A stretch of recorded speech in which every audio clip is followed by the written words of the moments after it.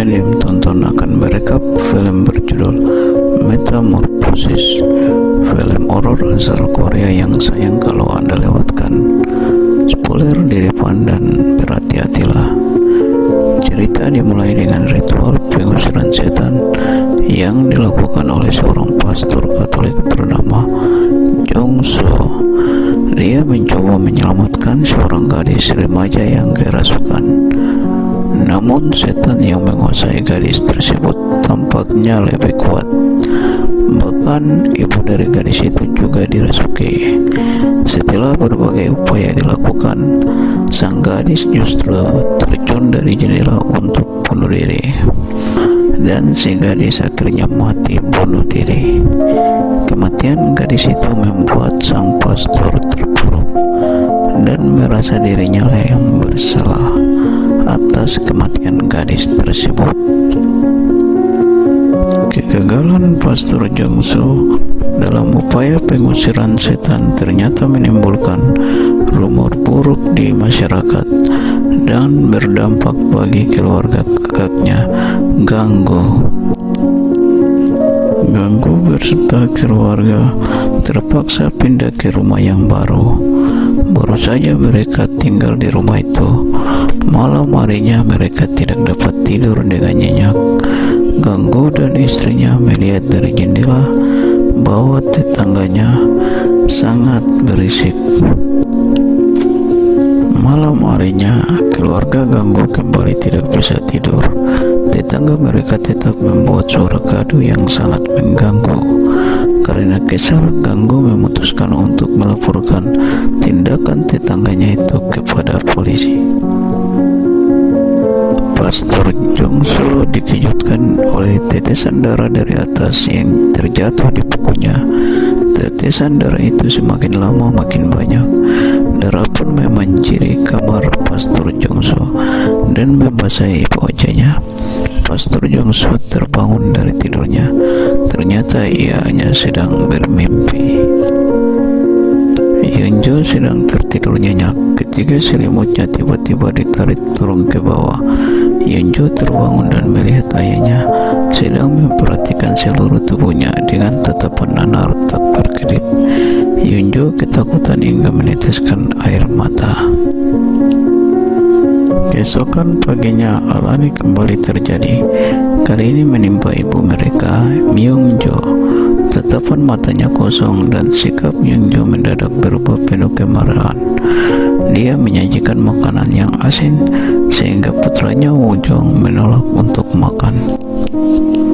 Malam harinya Ganggu pulang dan mendapati istrinya sedang tertawa gembira menyaksikan sebuah acara televisi. Ganggu merasa heran dengan perubahan sikap istrinya. Ganggu langsung terdiam. Sunwoo sedang mandi ketika ia mendadak dikejutkan dengan keberadaan adiknya, Yeonjo. Sunwoo segera menyapa adiknya, namun Yeonjo justru berbicara hal aneh. Sementara itu Sunwoo sudah tersadar dari pingsan. Ganggu mendengar suara Sunwoo sedang memanggil adiknya, lalu berjalan ke arah Sunwoo. Ganggu hendak memukul Sunwoo dengan palu kalau saja Yeonjo tidak tepat datang untuk menghalanginya. Tepat ketika Ganggu menyerang Yeonjo dengan palu, suara asli ayah mereka terdengar dari bawah tangga.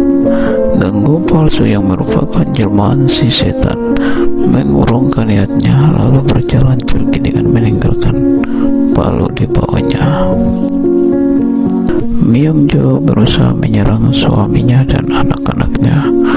Tangan Ganggu pun dipukul beberapa kali dengan palu saat berusaha melindungi anaknya dari serangan Myung-jo. Myung-jo yang asli naik ke atas sambil bertanya situasi yang sedang terjadi. Sunwoo, keponakan tertuanya, menelpon dan mengatakan bahwa hal aneh yang sedang terjadi. Ganggu mengambil alih pembicaraan di telepon dan meminta bantuan sang adik agar segera datang. Pastor Jongsu memutuskan untuk menyelidiki rumah sang tetangga. Tiba di depan rumah, angin kencang bertiup dan sayup-sayup suara bisikan iblis terdengar. Langkah pastor tidak terhenti demi mencari kebenaran. Ia memasuki rumah dan melihat kepala kambing serta banyak salib digantung terbalik. Ketika memasuki sebuah ruangan seperti kamar, ia melihat mayat seorang pria yang sudah dikerumuni sejumlah tikus. Pastor Jongsu pun mendapatkan penglihatan bahwa pria tetangga itu sesungguhnya sudah mati terbunuh oleh setan yang menyamar sebagai istrinya. Penglihatan itu juga mengingatkan Pastor Jongsu tentang ancaman setan dalam tubuh gadis yang kerasukan, bahwa dia pasti kembali untuk menghancurkan anggota keluarganya.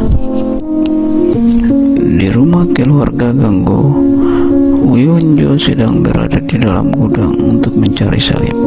Yunjo mengambil beberapa barang, namun dia terusik karena adanya bayangan seseorang yang lewat dengan cepat. Yunjo mengira itu adalah kakaknya.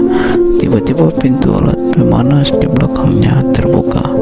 Yunjo ditarik masuk oleh kekuatan tak kasat mata ke dalam alat pemanas itu. Yunjo yang sudah tidak berdaya akhirnya harus kehilangan nyawanya karena dibakar hidup-hidup oleh setan di dalam alat pemanas dengan api yang menyala.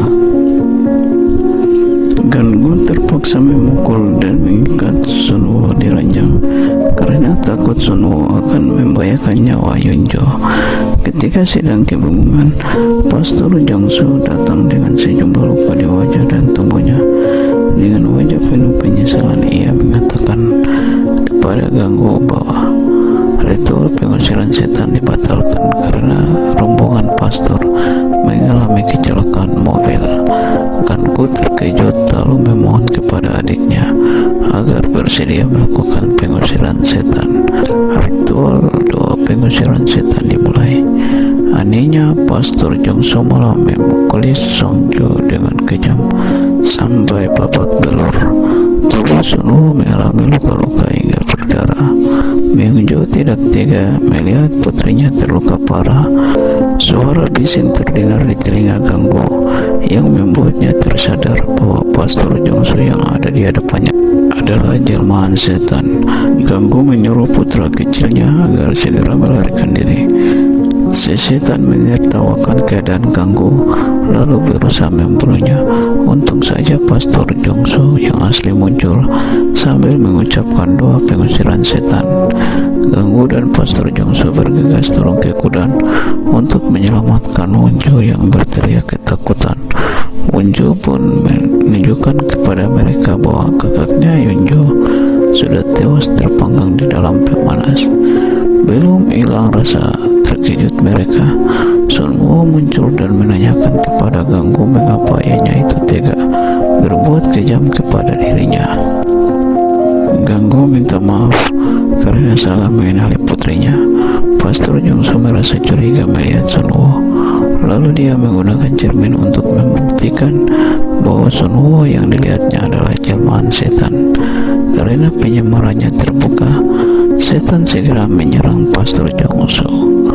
Doa-doa yang diucapkan sang pastor tidak berhasil menaklukkan setan itu.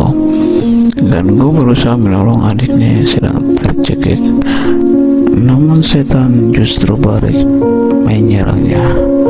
Dalam keadaan terpojok oleh serangan setan, Pastor Jongsu hanya punya satu pilihan.